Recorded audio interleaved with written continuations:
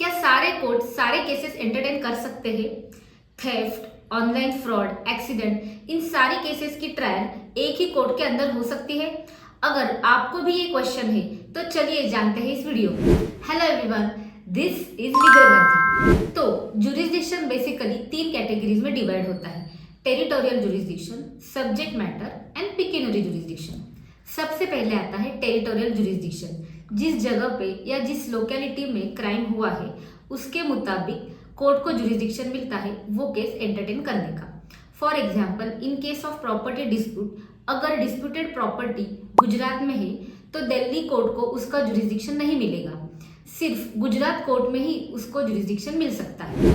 In case of criminal disputes, जिस जगह पे क्राइम हुआ है या जिस एरिया में उसका इम्पैक्ट फील हुआ है उस एरिया के लोकल लिमिट में जो भी कोर्ट आता है उनको इसका जुरिस्डिक्शन मिलता है।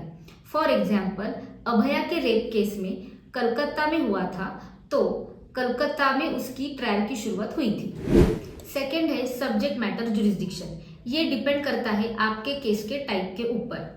जैसे कि टेरिटोरियल जुरिस्डिक्शन में बहुत सारे कोर्ट आते हैं, for example civil court, criminal court, family court. लेकिन आपके केस का नेचर क्या है उसके ऊपर कोर्ट डिसाइड होता है।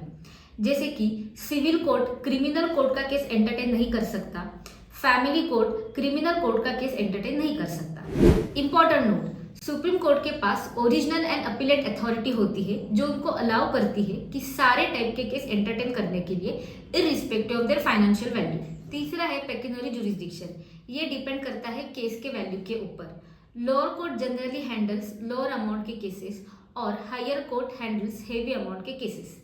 लेकिन हर एक स्टेट के अलग अलग रूल होते हैं कि कौन सा कोर्ट कितने अमाउंट तक के केसेस हैंडल कर सकता है। तो ये थे जुरिस्डिक्शन के टाइप।